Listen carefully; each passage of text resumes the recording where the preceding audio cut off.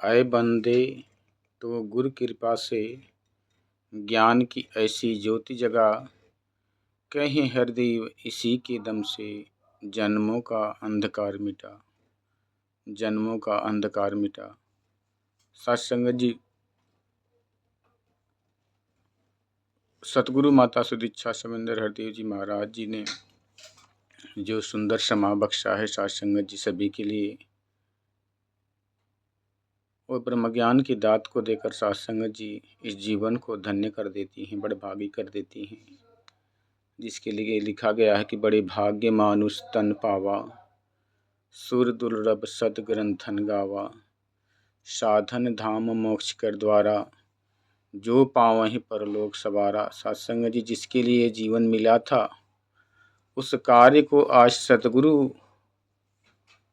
पूरा करने के लिए हर इंसान को प्रेरित कर रहे हैं कि उठ जाग मुसाफिर भोर भई, अब रैन कहाँ जो सोवत है। जो सोवत है ओ खोवत है, जो जागत है ओ पावत है।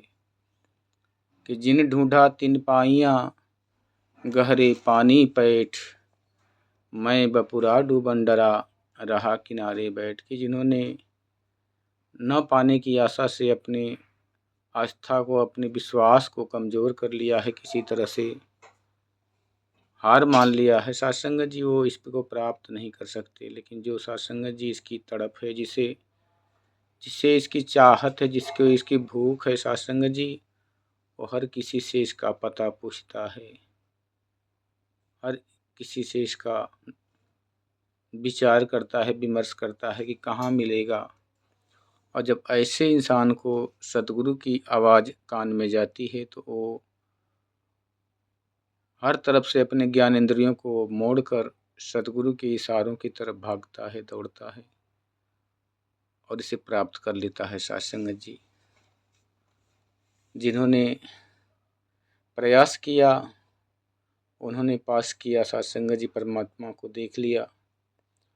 जो अभी भी घर बनाए हैं मन के अंदर कि अभी नहीं देखा जा सकता, ये भी देख सकते हैं अपने उस अहंकार को, अपने जिद्द को तोड़ के। सत्संगत जी, सत्य में देखने के बाद तो पता चलता ही है कि वास्तव में अगर दुनिया में कुछ देखने लायक है तो केवल और केवल परमात्मा। बाकी तो इसके आगे सब वस्तुएं फीकी पड़ जाती हैं।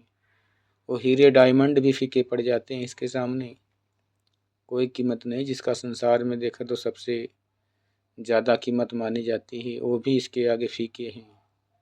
ये परमात्मा निराकार ब्रह्म, जिसने पूरी कायनात को बना के इसको चला रहा है, खिला रहा है, पालन कर रहा है, सब कुछ कर रहा है, देखभाल कर रहा है। सत्संग जी, ऐसे परमात्मा से जोड़ बना लो, ऐसे परमात्मा से मिलाप कर लो। सतगुरु इस परमात्मा की बात कर रहे हैं, ना कि किसी मूर्ति की बात कर रहे हैं, ना किसी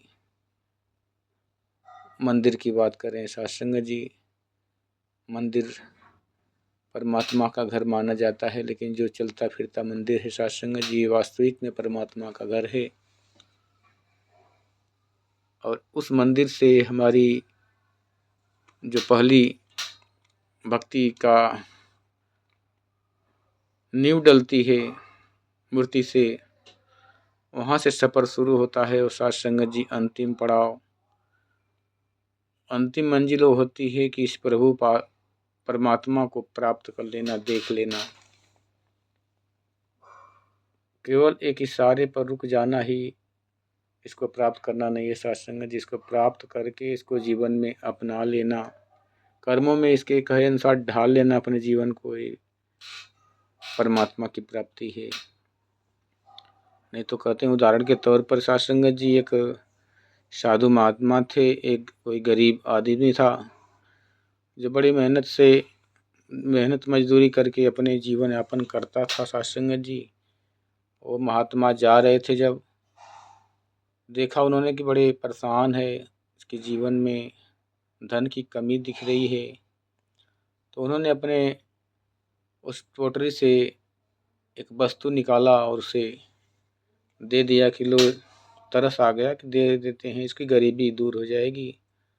और उन्होंने तरस खा के उस डिब्बी को दे दिया कि लो भाई, तुम्हारा जो रोज़ का ये मांगने वाला काम है, ये अब खत्म हो जाएगा। इसमें ये बहुत कीमती है डिब्बी, और इसको तुम ले जाओ, इस्तेमाल करो, जिसको छुओगे वो सोना बन जाएगा।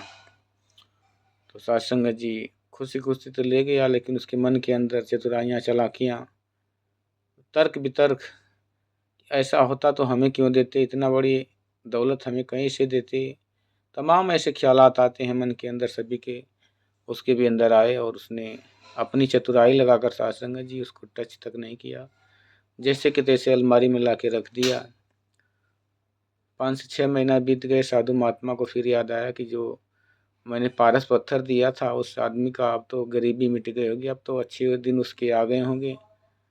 साध संगत जी जब आते हैं तो फिर से वही काम करता है लकड़ी का।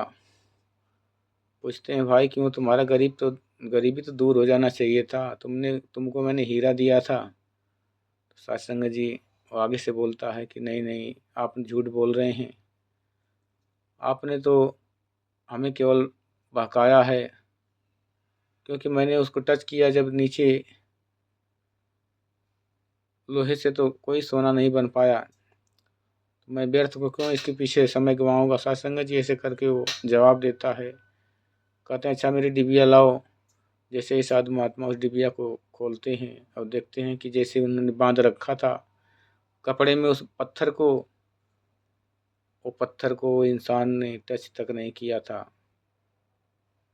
सत्संग जी कहने का तात्पर्य है कि जब कह देते हैं कि कर्म प्रधान विश्व कर राखा, जो जस करे सो तस फल चाखा, कि कर्म के आधार पर ही हमें दुख और सुख मिलते हैं, तो फिर सत्संग जी परमात्मा को हम कर्म रूप में नहीं ढालेंगे तो फिर हमें भक्ति कहाँ हो सकती है। सत्संग जी तमाम प्रयास कर कर भी भक्ति का कोई जीरो मायने भी नहीं बनता सत्संग जी। इसलिए कहते हैं कि आओ रब के दर्शन कर लो, इस परमात्मा रूपी दात का दर्शन कर लो। यह असीम है, अथाह है, अनंत है, ये तुम्हारे सारे हर कार्य को पूरा करेगा। सत्संग जी प्यार से कहिए, धन्य निरंकार जी।